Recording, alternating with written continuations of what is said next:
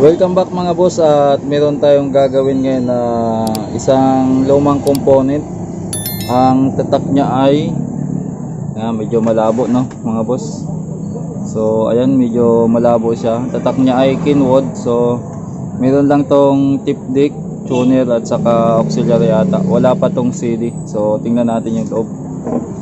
So ito lang yung loob niya mga boss.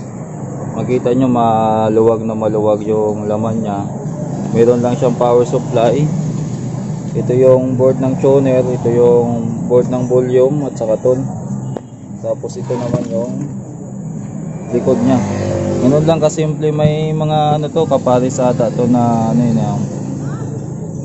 hindi ko lang alam, may mga kasama pa tong kapatong na parts na maaaring tip dick o kaya turntable o kaya CD.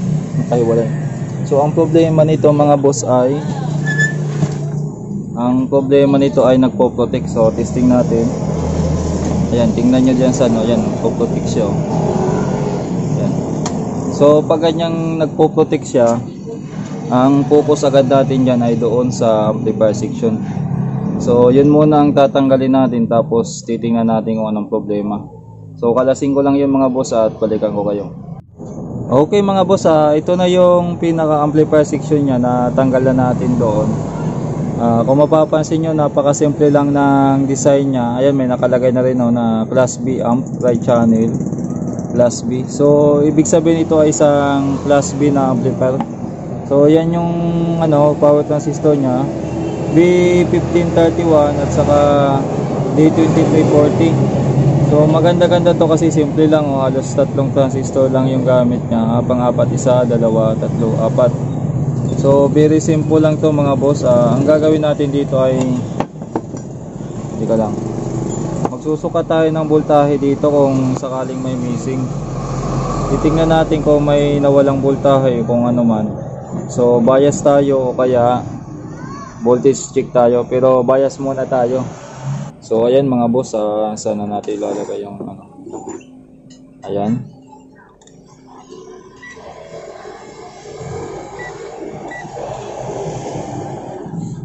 Okay, hindi kita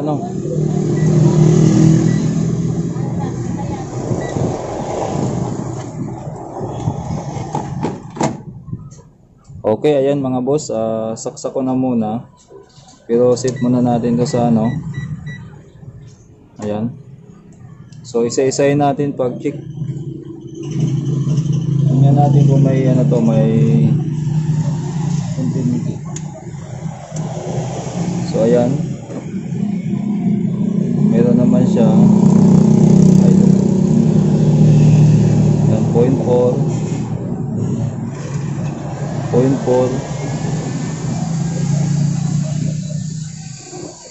0.4 pero nakaprotect pa rin mga boss. So check natin yung yung voltahe dito.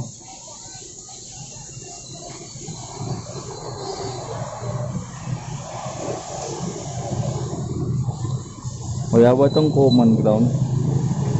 Check natin yung in-to-in nya. So 2934. So okay naman yung nya. Okay naman mga boss yung bias. Tingnan natin kung may DC out. Tika lang, saksak ulit. So ayan.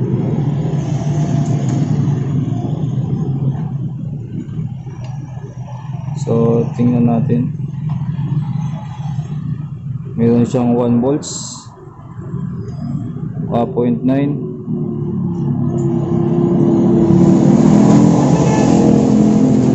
Okay, normal naman yung nya. Normal naman yung DC out nya. So wala atang problema dito, pero aktualan natin. Mag-inject tayo dito ng signal. Okay mga boss, ito muna tayo uli. Ang nangyari dito, bala ko na sanang ibalik muna para mag-testing tayo. So bala ko sana magsukat ng voltahe dito, yung mga supply. Kaya lang nag-visual check ako, kaya physical inspection muna. Habang tinitingnan ko tong board ko, may mga loss na hinang. May napansin ako dito sa gilid, ito yun. So ito yung mga transistor na parang ano, parang nagkaroon ng corrosion. Ayan. Ayan, nagkaroon siya ng corrosion. So mukhang duda ako dito mga boss. Kakalasing ko muna tong mainboard, tapos titingnan natin sa kabila kasi hindi makita, madilim, para may pakita ko din sa inyo. At saka sana dito lang yung sira. Sige mga boss, balikan ko kayo. Okay, ito na mga boss, nakalas ko na yung board. Medyo marami tayong kinalas dito para ma-pull out lang to. Kung mapapansin nyo, ayan, kinakalawag na talaga yung mga terminal nya. So hihinangin natin yan mamaya. Pero dito sa kabila kasi akala ko kinalawang. Chinik ko naman yung mga paa nya. Mukhang intact pa naman. Kaya lang itong mga ilang capacitor, mukhang duda na ako kung ayos pa to. So mga boss, ang gagawin ko ay check ko muna sa ASR lahat yan, pati yung dong isa. Ayan o. Check ko muna mamaya, tapos kung may nakita kong sira, ipakita ko na lang sa inyo. So mga boss, cut ko muna kasi hahaba yung video natin. Okay mga boss, bali na-test ko na lahat ng capacitor dito. Kasi yun nga, nagkatas nga dito yung nagkatas dito yung board. So una natin kinik itong mga capacitor na to. At nalaman natin dito sa ASR natin na itong capacitor na to ay wala na, wala nang palo. So pareho sila nitong isa. Itong isa wala na din mga boss. Ayan, patay na. Patay na yung wala na. So itong dalawa naman dito, chinik ko na. Ito nakita ko rin na to, mali na yung reading. So alanganin ng mga boss kung itatap ko. Hindi na natin so pull out ko na lang to. Ito lahat pull out ko to. Ito gumagana pa, pero sa tansya ko malapit na tong bumigay kasi iba na yung forma niya. Magpapalit na rin natin tayo niyan. Tapos ito idamay ko na. So kaya pala nagkaroon siya ng dito, corrosion. Kaya siya nagkaroon ng kalawang dito kasi itong capacitor na to nag-leak na tong capacitor na to. So kalasin ko muna to, tapos ito. So balikan ko kayo mga boss. Okay mga boss, ito na yung natanggal natin na mga capacitor. So ito yung isa, ang number niya ay 2.2. Yan, 2.2 50 volts. So ayon dito sa chart, mga 50 volts 2.2, mga dito yung 1.8. So try natin i-tester. Hirap mga boss, one hand kasi. So ayan, yan, hindi na umabot. Ito namang isa ay 33, 35. Ayan na din yung reading nya. So kapos na rin mga boss. Itong dalawa talagang patay na siya. Ayan wala na talagang palo. Ganon din tong isa.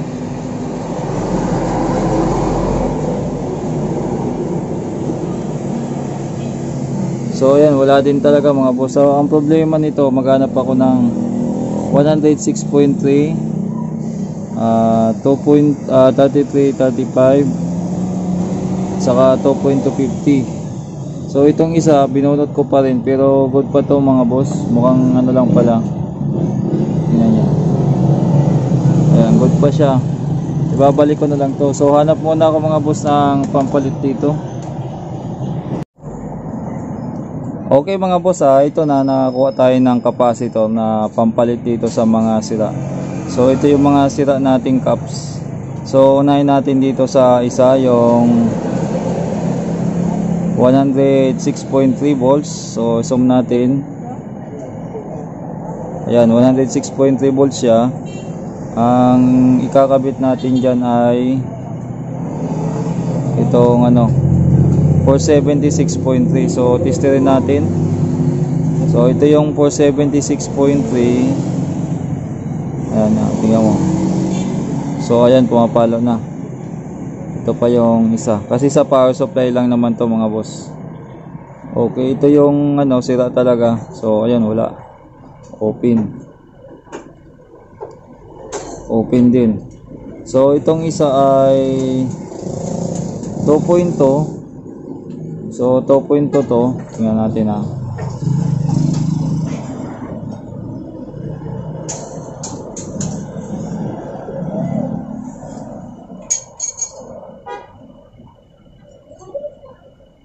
Malabo ata mga boss, hindi makita no.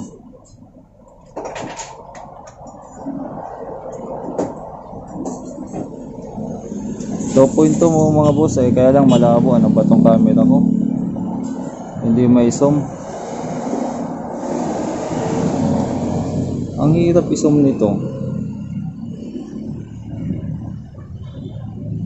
Ayan. So 2.250 volts. Cut ko na lang yun mamaya. So 2.250 volts siya. Ayan yung palo nyo. So alanganin. Kumuha ako ng luma. Nagbunot ako sa board. So ito yung naman ng ano niya.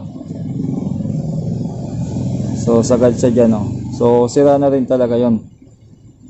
Tapos sa 33-35 volts. Kumuha tayo ng 135. So ayan. Ayan 135. So tester natin. So ayan. So mga boss, ikabit ko muna to tapos balita ako kayo mamaya kung gumana na. So yan lang ang nakita natin problema. Ito ayos pa naman. So balikan ko na lang kayo. Okay mga boss, ayan, ikabit ko na yung pyesa at saka napansin nyo malinis na rin yan kasi ganoon tayo gumawa. Pagkatapos maghinang, balik natin yung ano, nilinis natin ng thinner. Meron na container dito. So ito yung mga ano, ito yung mga pinalitan natin, 4 lang na pyesa. So ayun nasa ilalim yung ano, ayun yung mga pinalitan natin, yung dalawang 470. Tapos nasa ilalim na yung iba, ayan, yung dalawa. So testing na muna natin to mga boss kung hindi na siya magpo-protect. Hindi ko pa naikabit yung ano, just in case magkamali tayo o kaya may gagawin pa. So saksak na muna natin. So ayan, mayroon ng ano, ayan, hindi na siya nagpo-protect mga boss. May 87.5 na nano. So assemble ko na lang tapos testing natin kung may sounds na to. Pero saglit lang, baka makapiright. Okay mga boss, ito na yung ginagawa nating kinwood na ano, na component. So naka ano pa pala yung volume. So testing na natin ngayon kasi parang natumbo ko na yung protect. Yun na ata yung sira. So try natin. So antayin natin kung ano, kung magpo-protect. So bilang tayo ng 5 seconds. 1, 2, 3, 4, 5. So mukhang good naman siya. Try natin yung volume, naka-FM tayo ngayon. So saglit lang tayo para hindi tayo makapiright. Na individuals with the Indian variants dito sa ating bansa, na-detect po natin yan through our protocols in the border. So sana po ituloy lang natin itong ganitong. So okay na to mga boss, yung ginagawa natin na ano, na component. So kinabitan ko ng auxiliary, try din natin.